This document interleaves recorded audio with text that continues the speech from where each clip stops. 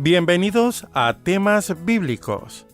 Estamos compartiendo la serie que se titula La venida del Señor, artículo escrito por Charles Henry Mackintosh. Este es un tema que todo creyente debe saber muy bien, porque se trata de la esperanza del cristiano. Seguimos explicando la diferencia de la venida del Señor por los suyos de la venida del Señor con los suyos. Resumiremos el libro del Apocalipsis para mostrar el suceso de los tiempos en el día de Jehová y cómo el apóstol Pablo explica a los tesalonicenses acerca de nuestro encuentro con el Señor para estar con Él. Recomendamos a nuestros oyentes que no se pierdan los capítulos de esta serie, porque mientras avanzamos en este estudio, quedaremos maravillados y aprenderemos a desear este encuentro con el Señor. Ahora, nuestro locutor le hará una invitación importante y continuaremos desarrollando nuestro tema bíblico de hoy.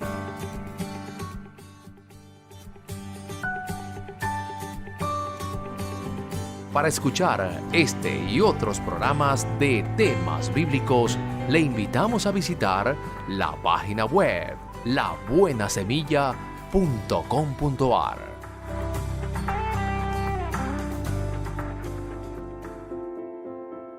Continuamos con nuestro estudio, la venida del Señor, y en nuestra explicación para diferenciar la venida del Señor por los suyos de la venida del Señor con los suyos, vamos a reflexionar en el contenido del libro del Apocalipsis. Y en este caso es claro que el objetivo del libro del Apocalipsis no es presentarnos la venida de Cristo por su pueblo, ni el arrebatamiento para salir al encuentro de Él en el aire, ni su partida a la casa del Padre. Para hallar estos hechos tenemos que mirar hacia otra parte, como por ejemplo Juan capítulo 14, verso 3, Primera a los Corintios capítulo 15, versos 23, 51 y 52, y Primera a los Tesalonicenses capítulo 4, versos 14 al 17, que es allí donde encontraremos estas diferencias, ya que en estos textos no hay en ellos nada difícil, ninguna oscuridad, nada nebuloso o vago.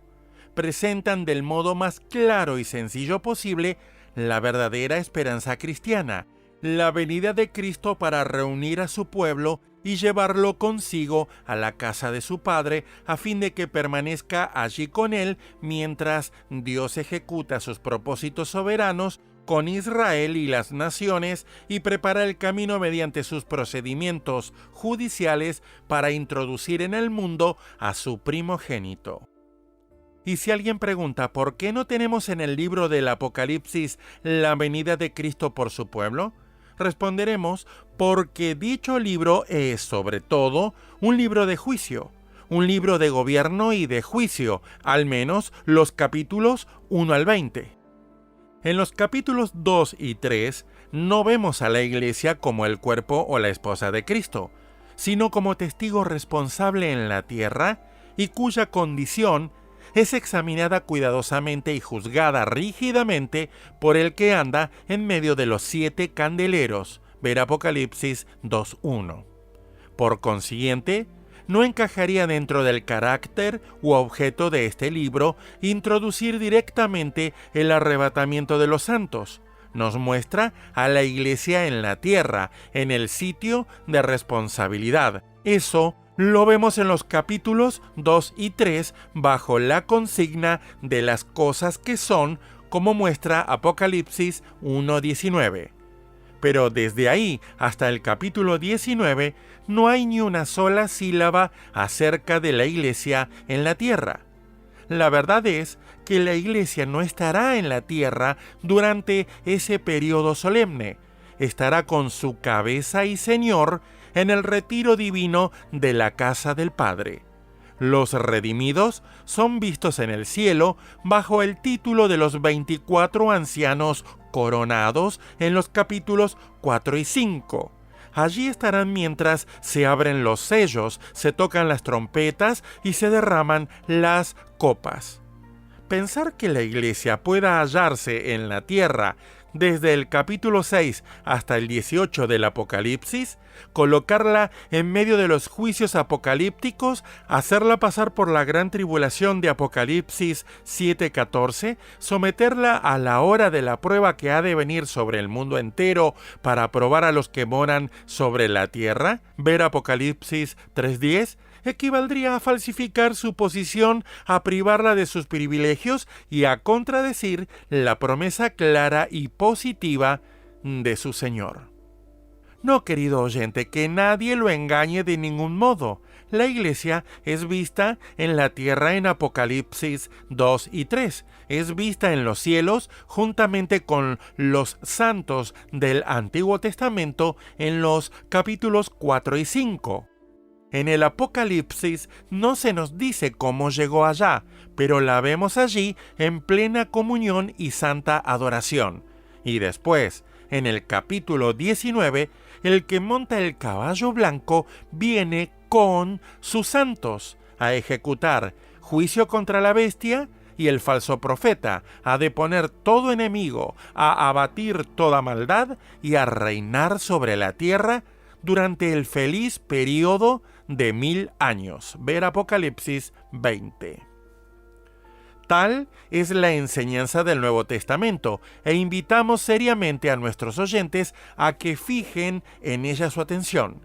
Mi amigo, el gran objetivo del enemigo es rebajar a la Iglesia de Dios a un nivel terrenal, extraviar enteramente a los cristianos en cuanto a la esperanza asignada por Dios para ellos, llevarlos a que confundan cosas que Dios ha hecho que sean diferentes, a que se ocupen en cosas de la tierra, hacer que mezclen la venida de Cristo por los suyos con su aparición para juzgar al mundo, y que sean incapaces de cultivar esos afectos nupciales y esas aspiraciones celestiales que les corresponden como miembros del cuerpo de Cristo.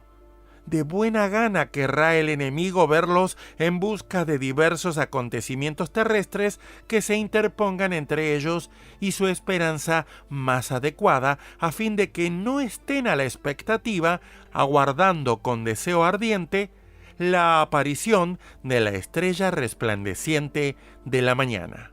Bien sabe el enemigo lo que se trae entre manos y no deberíamos ignorar sus maquinaciones, como enseña segunda a los Corintios 2:11, sino dedicarnos más bien al estudio de la palabra de Dios y aprender así, como lo haremos con toda seguridad, el doble aspecto del hecho glorioso de la venida del Señor.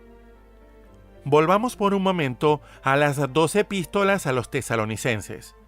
Como hemos hecho notar en programas anteriores, estos cristianos fueron convertidos a la bienaventurada esperanza del regreso del Señor. Se les enseñó a esperarle cada día. No era solo la doctrina de la venida para ser recibida y retenida en la mente, sino la expectación constante de una persona divina en el corazón de quienes habían aprendido a amarle y anhelar su venida. Pero como podemos imaginar fácilmente, los cristianos de Tesalónica ignoraban muchas cosas relacionadas con esta bienaventurada esperanza.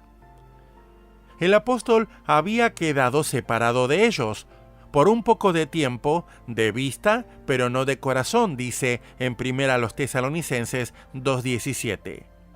No le había sido permitido permanecer con ellos el tiempo suficiente para instruirlos acerca de los detalles del tema de su esperanza.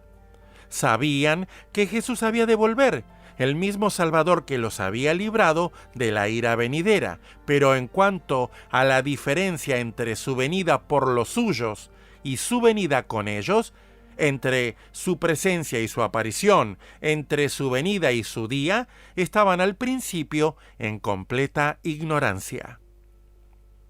De ahí que, como podía esperarse, cayesen en varios errores y equivocaciones. Pero aquellos amados tesalonicenses cayeron en otro grave error, del cual el apóstol, como pastor verdadero y fiel, procuró sacarlos. Pensaban que sus familiares cristianos ya fallecidos no compartirían el gozo del regreso del Señor. Temían que no pudiesen acompañarlos en aquel momento tan feliz y añorado. Pero pongamos atención diligente en la forma en que se los corrige. Primera a los Tesalonicenses, capítulo 4, versos 13 y 14. Tampoco queremos, hermanos, que ignoréis acerca de los que duermen, para que no os entristezcáis como los otros que no tienen esperanza. Porque si creemos que Jesús murió y resucitó, así también traerá Dios con Jesús a los que durmieron en él. Ya estamos en el final de nuestro encuentro de hoy en temas bíblicos. Notemos esto. No trata de consolar a estos amigos entristecidos, asegurándoles que no habían de tardar mucho en seguir a los que habían muerto. Todo lo contrario, les asegura que Jesús había de traer consigo a los fallecidos. Esto es claro y preciso. Está fundado en el gran hecho de que Jesús murió y resucitó. Primera a los Tesalonicenses 4:14. Pero el apóstol no se detiene ahí, sino que procede a lanzar un foco de nueva luz sobre el entendimiento de sus queridos hijos en la fe. Por lo cual os decimos esto en palabra del Señor, que nosotros que vivimos, que habremos quedado hasta la venida del Señor, no precederemos a los que durmieron, porque el Señor mismo, con voz de mando, con voz de arcángel y con trompeta de Dios, descenderá del cielo, y los muertos en Cristo resucitarán primero. Luego nosotros, los que vivimos, los que hayamos quedado, seremos arrebatados juntamente con ellos en las nubes para recibir al Señor en el aire, y así estaremos siempre con el Señor. Por tanto, alentaos los unos a los otros con estas palabras. Primera a los Tesalonicenses, capítulo 4, versos 15 al 18. Aquí pues tenemos lo que comúnmente se llama entre nosotros el arrebatamiento de los santos, seguramente un tema sumamente glorioso y avivador, la esperanza más brillante de la Iglesia de Dios y de cada creyente en particular. El Señor mismo descenderá del cielo con una convocación destinada a llegar únicamente al oído y al corazón de los suyos. Deja que suene la trompeta y en un momento esa pobre figura aplastada y marchita será transformada y hecha semejante al cuerpo glorificado del Señor. ¡Qué glorioso el pensamiento de esos millones que resucitarán! ¡Qué delicia tan grande estar entre ellos! ¡Qué preciosa la esperanza de ver al adorable Señor que nos ama y se entregó a sí mismo por nosotros! Tal es la esperanza del cristiano. Continuaremos hablando de la venida del Señor en nuestro próximo encuentro.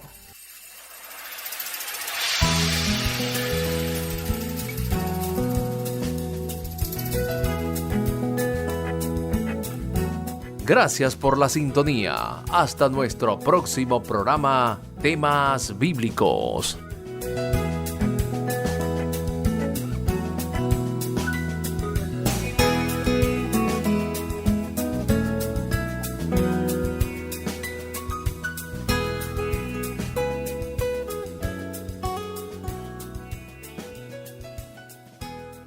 El Señor mismo vendrá por nosotros como el esposo. El día de Jehová caerá sobre el mundo como ladrón. ¿Es posible hallar un contraste más fuerte? Un esposo y un ladrón son muy diferentes. Exactamente igual de diferentes son la venida del Señor por su pueblo y la llegada de su día sobre un mundo soñoliento o embriagado.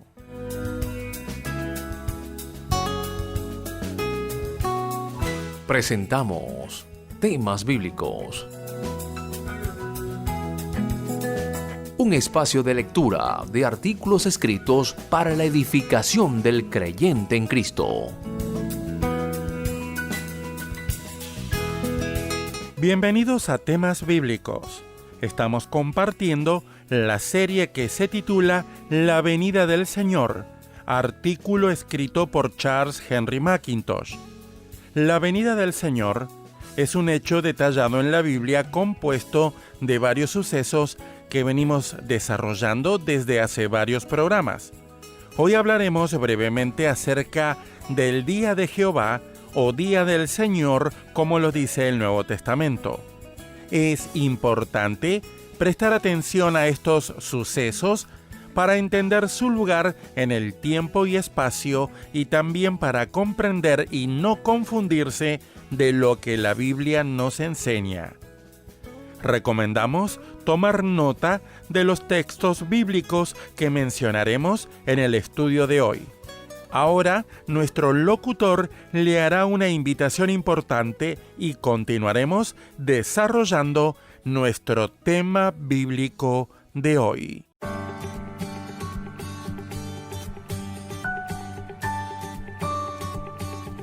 Para escuchar este y otros programas de temas bíblicos, le invitamos a visitar la página web labuenasemilla.com.ar.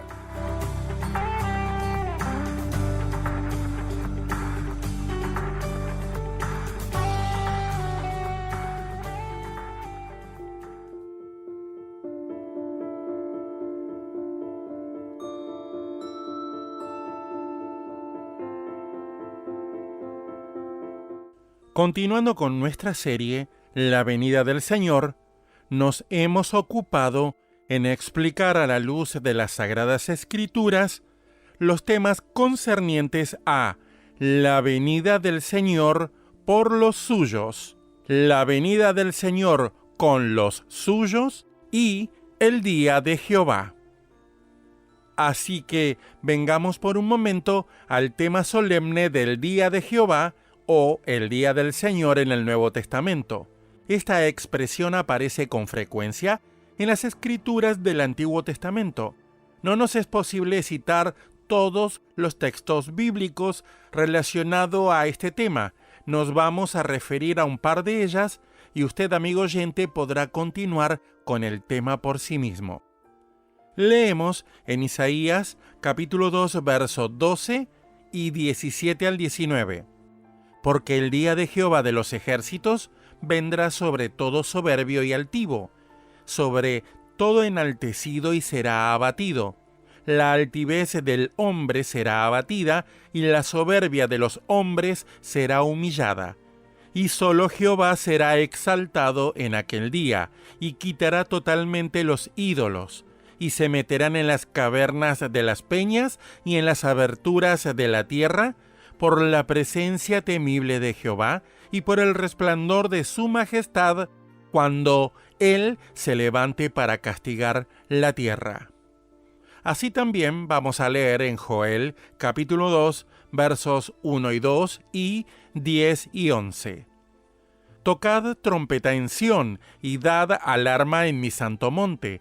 Tiemblen todos los moradores de la tierra, porque viene el día de Jehová, porque está cercano, día de tinieblas y de oscuridad, día de nube y de sombra, como sobre los montes se extiende el alba, así vendrá un pueblo grande y fuerte, semejante a él no lo hubo jamás, ni después de él lo habrá en años de muchas generaciones. Delante de él temblará la tierra, se estremecerán los cielos, el sol y la luna se oscurecerán, y las estrellas retraerán su resplandor, porque grande es el día de Jehová y muy terrible. ¿Quién podrá soportarlo? De estas porciones y de otras similares, aprendemos que el día de Jehová va asociado al pensamiento solemne del juicio sobre el mundo, sobre el Israel apóstata, sobre el hombre y sus caminos, sobre todo lo que el corazón humano aprecia y anhela más. El día de Jehová contrasta agudamente con el día del hombre. Ahora es el hombre en este tiempo presente quien sobresale por sus respetos, pero entonces en el día de Jehová será Dios quien se destaque sobre los demás por los suyos. Ahora bien, aunque es totalmente cierto que todo el pueblo del Señor puede regocijarse en la perspectiva de aquel día, el cual, aunque se abrirá con juicio sobre el mundo, llevará no obstante las señales del reinado universal de la justicia, hemos de recordar que la esperanza propia del cristiano no es ese día con su acompañamiento terrible de juicio, ira y terror, sino la venida de Jesús con su acompañamiento precioso de paz y gozo, de amor y de gloria. La Iglesia habrá subido ya al encuentro de su Señor y con él habrá marchado a la casa del Padre antes de que estalle sobre el mundo aquel terrible día. Su porción dichosa será gustar de la inefable comunión de aquella morada celestial por cierto espacio de tiempo, anterior a la apertura del día de Jehová. Sus ojos se alegrarán a la vista de la estrella resplandeciente de la mañana, aún antes que se levante el sol de justicia de Malaquías 4:2 con poder sanador sobre la porción piadosa de la nación de Israel, el remanente temeroso de Dios de la descendencia de Abraham. Desde quienes hacemos temas bíblicos, anhelamos intensamente que usted, amigo oyente, se percate de esta diferencia tan grande e importante. Estamos persuadidos de que tendrá un efecto inmenso en todos sus pensamientos, opiniones y esperanza del porvenir. Le facilitará la visión sin que se interponga ninguna nube de su verdadera perspectiva como cristiano. Le enseñará a esperar al Salvador, al esposo adorable, al amante eterno de su alma, y no los juicios y el terror, los eclipses y terremotos, las convulsiones y revoluciones. Conservará tranquilo y feliz su espíritu con la esperanza segura de estar con Jesús antes que venga el día grande y espantoso de Jehová, como dice Joel 2:31. Ahora veamos cómo el apóstol Pablo se esforzó por conducir a sus queridos hermanos de Tesalónica al entendimiento claro de la diferencia entre la venida y el día. Y para esto vamos a ocuparnos de leer lo que dice Primera a los Tesalonicenses, capítulo 5, versos 1 al 11. Pero acerca de los tiempos y de las ocasiones, no tenéis necesidad, hermanos, de que yo os escriba, porque vosotros sabéis perfectamente que el día del Señor vendrá así como ladrón en la noche, que cuando digan ellos, no ustedes, paz y seguridad, entonces vendrá sobre ellos destrucción repentina, como los dolores a la mujer encinta, y no escaparán. Mas vosotros, hermanos, no estáis en tinieblas, para que aquel día os sorprenda como ladrón, porque todos vosotros sois hijos de luz e hijos del día. No somos de la noche ni de las tinieblas. Por tanto, no durmamos como los demás, sino velemos y seamos sobrios. Pues los que duermen, de noche duermen, y los que se embriagan, de noche se embriagan. Pero nosotros, que somos del día, seamos sobrios, habiéndonos vestido con la coraza de fe y de amor y con la esperanza de salvación como yelmo. Porque no nos ha puesto Dios para ira, sino para alcanzar salvación por medio de nuestro Señor Jesucristo, quien murió por nosotros, ya sea que velemos o que durmamos, vivamos juntamente con Él. Por lo cual, animaos unos a otros y edificaos unos a otros, así como lo hacéis. Mi amigo, aquí tenemos la diferencia expresada con claridad inequívoca. El Señor mismo vendrá por nosotros como el esposo. El día de Jehová caerá sobre el mundo como ladrón. ¿Es posible hallar un contraste más fuerte? ¿Cómo puede alguien confundir estas dos cosas? Un esposo y un ladrón son muy diferentes. Exactamente igual de diferentes son la venida del Señor por su pueblo y la llegada de su día sobre un mundo soñoliento o embriagado. Quizás alguien halle una dificultad en el hecho de que a la iglesia en Sardis son dirigidas unas palabras tan solemnes como estas. Voy a leer lo que dice en Apocalipsis, capítulo 3, verso 3. Pues si no velas, vendré sobre ti como ladrón y no sabrás a qué hora vendré sobre ti. La dificultad se desvanece cuando consideramos que en el caso de Sardis, la comunidad profesante es vista como teniendo nombre de viva estando muerta. Se ha hundido hasta el nivel del mundo y solo puede ver las cosas desde un punto de vista mundano. Esta iglesia ha fracasado completamente, ha caído de su posición tan alta y santa, está bajo juicio, por consiguiente no puede ser animada con la esperanza propia de la iglesia, sino que está amenazada por el destino terrible del mundo. No vemos aquí a la iglesia como cuerpo o esposa de Cristo, sino como el testigo responsable de Dios en la tierra, el candelero de oro que debería mantener en alto la luz divina del testimonio en este mundo entenebrecido durante la ausencia de su Señor. Pero ¡ay! La iglesia profesante se ha hundido más y se ha vuelto más entenebrecida que incluso el mundo mismo. De ahí la solemne amenaza, la excepción confirma la regla. Ahora seguiremos con este tema según es presentado en 2 a los Tesalonicenses. Y ya para despedirnos en nuestro encuentro de hoy en temas bíblicos, teniendo presente el tema tratado por el apóstol Pablo a los Tesalonicenses, recordemos que ellos cometieron el gran error de dejar a un lado el aspecto celestial de esta gloriosa esperanza. Su comprensión era insuficiente, su fe dejaba algo que desear. No veían las dos partes, el doble aspecto de la venida de Cristo, que son los siguientes. 1. Su descenso para reunir a su pueblo en el aire, y 2. Su aparición en gloria para establecer su reino con poder manifiesto. Y acerca de este tema continuaremos en nuestro próximo encuentro en temas bíblicos.